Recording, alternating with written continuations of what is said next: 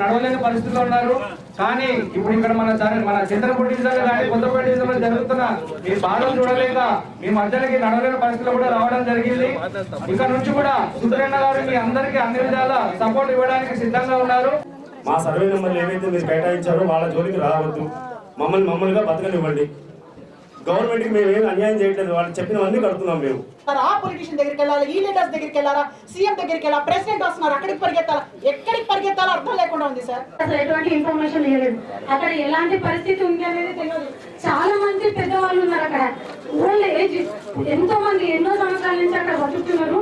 ఎటువంటి ఇన్ఫర్మేషన్ లేకుండా ఇల్లు తీసేస్తామని చెప్తే ఒకరు ఉన్న వాళ్ళు ఎక్కడికి వెళ్ళిపోతారు.